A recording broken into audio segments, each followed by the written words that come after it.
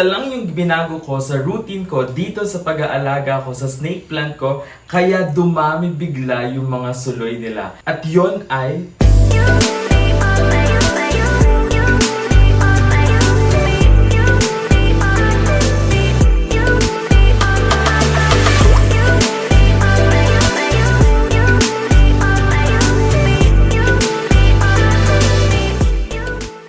Hi guys, I'm G of Lush Lifestyleplants and welcome back to our official YouTube channel, Lush TV. So for today's episode, ituturo ko sa inyo yung mga ginawa ko sa snake plant ko para dumami yung mga suloy nila. Kung makikita nyo naman sa mga snake plant ko dito, yung dami na nilang suloy and isa lang yung binago ko sa routine na ginawa ko sa mga snake plant ko para dumami ng ganito yung suloy nila. So please make sure to finish the whole video dahil isi-share ko sa inyo kung ano yung sikreto na yon. But first, let's start with the care tips. So first is yung tamang pagpili ng pot at soil mix para sa ating snake plant. So ang snake plant, ideally, mas mag-bloom siya kung ang ginagamit nating soil mixture sa kanya ay yung CNS na tinatawag or yung soil mixture para sa cactus and succulent. Dahil ang snake plant po ay semi-succulent siya. Mas nape-prevent yung root rot kung ang gagamitin natin sa kanya ay CNS na soil mix. Now, on the pot, it is ideal na ang gamitin sa kanila ay terracotta pot dahil ang terracotta pot, as explained before, porous material siya, so mas madaling nadadry yung lupa. So bumababa yung risk na ma-root rot yung snake plant. Kasi yung mga snake plant, kung mapapansin ninyo, napaka-sensitive niya sa tubig. Mabilis siyang mabulok yung ugat kapag nagkaroon na siya ng overwatering. So, sasabihin ninyo, paano po yun? Plastic pot lang yung meron ako at saka kondo ako nakatira. Mas maganda na plastic pot yung gagamitin kasi mas magaan, ilipat-lipat yung mga halaman. So, pwede rin naman yung plastic. Tingnan nyo, yung mga snake plants ko dito, puro sa plastic pots naman sila nakatanim. I-adjust mo lang yung watering mo. So, sa watering natin, actually, ang snake plant, kung nasa terracotta pot, pwede yan kahit once a week lang. Pero kung nasa plastic pot, ako once every 2 to 3 weeks lang ako nagdidilig. Ngayon lang, medyo makikita nyo, medyo basa lang yung lupa ng snake plant ko dahil umulan sa labas. Nasa labas kasi itong snake plant ko. And umulan, kaya medyo basa yung soil niya. So, but in terms of watering, I only water my snake plants every 2 to 3 weeks. Dahil kung mapapansin nyo or kung nakapag-propagate na kayo ng snake plant before, kapag ginupit nyo yung dahon niya, pag tiningnan nyo yung loob, mamasa-masa siya. Nagsusstore kasi ng water yung mga dahon niya. Kaya kahit na hindi mo siya diligan ng 2 to 3 weeks, meron siyang ginagamit pa dito sa mga dahon niya. Sa light condition naman ng snake plant, actually extremes ang snake plant. So pwede siyang mabuhay in under direct sunlight, pwede rin siyang mabuhay in low light. Well, kapag low light naman or medyo madilim yung kwarto, mabagal lang yung paglaki ng snake plant nyo dahil ginagamit yung sunlight para sa photosynthesis ng snake plant and ginagamit nyo yun na food and energy ng halaman. Ideal pa rin na bright and direct light mo siya ilalagay. Pero kung inilagay mo siya sa area na nagkakaroon ng direct sunlight, okay na okay lang din siya. Hindi katulad ng ibang houseplants na mas madaling masunog. Pero I'd say na kapag around 12 noon hanggang 3 p.m. na tirik yung sikat ng araw, talagang makikita mo na yung ibang snake plant na susunog din and nagsisimula yung pagsunog sa mga dulo niya. So, kung pwedeng iwasan yung 12 to 3 p.m. na direct sunlight, iwasan natin. Kasi yung morning and afternoon na sunlight, okay lang yun. Kaya pa siyang i-tolerate ng snake plant natin. So ngayon, as promised, papakita ko sa inyo yung sikreto na ginamit ko dito sa mga snake plant ko para dumami yung mga suloy nila.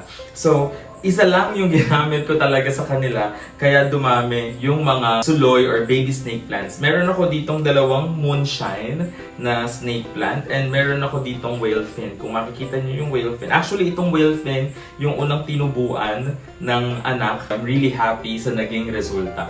So, i-share ko na sa inyo yung ginamit ko, which is itong HYFER na Urea Max. Itong HYFER na Urea Max, katulad nung diniscuss ko before, meron siyang 46% na nitrogen and 13% na humic acid. Humic acid is the soil conditioner. para maging drought tolerant yung lupa, which is applicable dito sa ating mga snake plant. Ngayon, itong nitrogen na meron dito sa Urea Max, siya yung talagang nagpasibol ng mga bagong supling or baby snake plants dito sa tabi ng mga snake plants na meron ako. So, paano mo gagamitin itong HYFER Urea Max sa snake plant mo? So, kukuha ka lang ng isang pinch.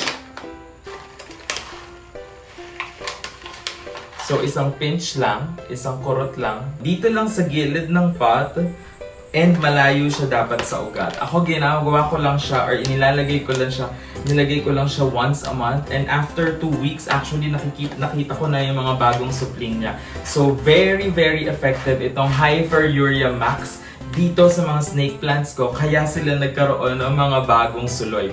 Now, ang maganda pa dito sa HYFER, lahat ng fertilizers nila nagkakaroon ng protection against pests yung mga halaman natin. So kung makikita nyo, sobrang healthy ng mga dahon, ng mga bagong suloy ng halaman dahil pinapalakas niya rin yung halaman itself and nagiging pest resistant siya. Itong HYFER Urea Max and ibang HYFER na fertilizers, available po siya sa Lazada. And I know na naka-promo sila ngayon, buy 2 get 1 free. Yung link po andyan sa description box kung gusto ninyong bumili. Ang maganda kasi sa shop na yon, andun na lahat ng klase ng fertilizer na kailangan mo sa halaman mo. So makakatipid ka sa shipping fee. And sinabi ko sa inyo, itong HYFER Urea Max, proven and tested ko na kung makikita ninyo dito sa mga bagong suloy ng snake plant ko. Ito actually medyo mga bagong suloy lang to, pero this one ang bilis niyang lumaki. Nakakatulong pa rin itong HYFER Urea Max para bumilis yung pagsibol ng mga bagong supling nitong snake plant natin. And now para sa ating Lush and Learn. First question po natin ay from Regine Borgonia. Ang question niya po, hello po, does this work for caladium? Now, yung question niya po ay para doon sa video natin na bakit importante ang paggamit ng grow pole or coco pole sa halaman. Actually, kahit hindi mo gamitin yon sa caladium dahil hindi po siya masyadong applicable. Dahil yung grow pole po ay para sa mga vining or mga aroids natin na plants na nagkakaroon ng mga aerial roots para meron lang silang kapitan and para mas lumaki yung dahon niya. So yung caladium po, hindi naman siya nagkakaroon ng mga aerial roots or hindi naman siya nag-vine na halaman. So hindi niya kailangan. So yung iba, nilalagyan lang ng stick yung caladium or ng bamboo pole sa gilid para lang dumiretso yung stem niya but not necessarily grow pole.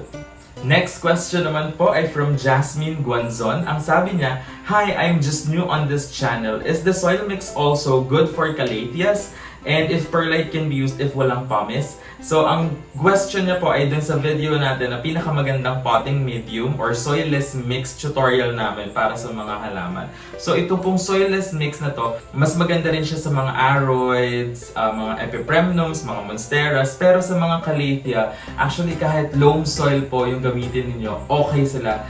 Next question naman po ay from Ian Untalan. Ang tanong niya naman, pwede po tubig lang sa pinggan kahit walang pebble? And this is a question dun sa tamang pag-aalaga ng alocasia video natin. He is pertaining sa DIY humidifier na itinuro namin doon sa alocasia video. Actually po, importante na merong pebbles sa ilalim ng pot and then may water. Kasi yung pebble po, yung gagawa ng height or ng space between the pot and the water. Kailangan po yung water hindi sumasapo dun sa ilalim ng pot. Kasi po ang tendency kapag yung water ay nasasalo or nahihipon ng pot sa ilalim, i-absorb po yun ng lupa and then mapoprone po sa overwatering yung halaman ninyo, which ayaw nating mangyari dahil ang gusto lang naman natin ay pataasin yung humidity ng halaman. So kapag nababad po sa tubig itong catch plate ninyo at hindi nyo nilagyan ng pebbles, ma-overwater po yung halaman. So we hope na meron kayong bagong natutunan sa video natin today. Sa mga subscribers po namin and viewers na mahilig din magluto or kumain, meron po kaming bagong channel para sa inyo. Ang pangalan niya ay Cravings. Sana po makasubscribe kayo. Meron din po tayong 2 video dito. Baka magustuhan ninyo, panoorin ninyo up next. Kung gusto niyo mag-subscribe sa Lush, click here. Kung gusto niyo mag-subscribe sa Cravings, click here. Thank you and see you on the next video.